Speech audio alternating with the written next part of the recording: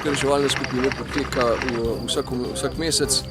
Sicer je en dan namenjen helikopterskemu reševanju, drug dan pa klasičnim tehnikam reševanja v gorah.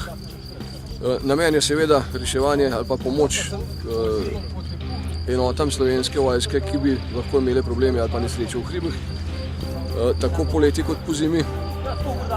In seveda ekipa, ki hoče efektivno posredovati, mora zadevo stalno tudi kondicirati. Tudi vsi reševalci morajo obnavljati vsakoletno licence, ki jim omogočajo varno in efektivno delo pri reševanju v gorah.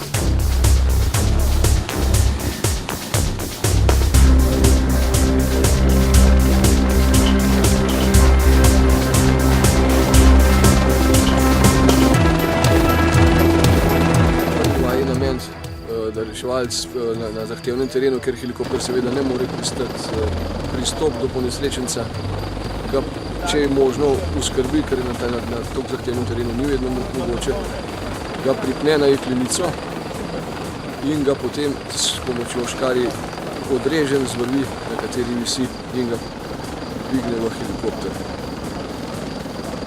S pomočjo tega kavalna se je treba pripeti na vrv ali pa na del opreme ponesrečenca, se potegne v njegovo bližino, z določene razdalje se to zahakla vrv, se potegne v bistvu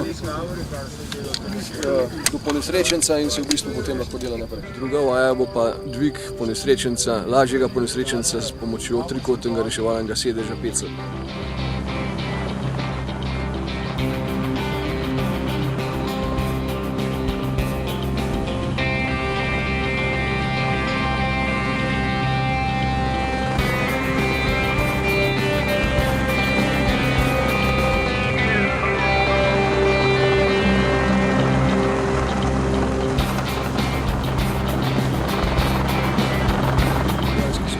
Podobni, ravno tako je treba biti alpinist in reševalec, to se v tem primeru vojaški gorski reševalec.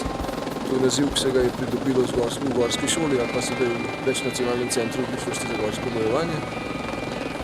In potem se, ko pride razpis, se lahko prijavaš na tečaj za letalca reševalca, kjer je seveda na začetku testiranje, kjer se preveri obvladovanje vrvnih tehnik, alpinističnih tehnik, reševalnih tehnik. In potem se izpelje po programu, ki je potrjen od ministra za obrambo, po programu se izpelje tečaj za letalca reševalca z izpitom na koncu.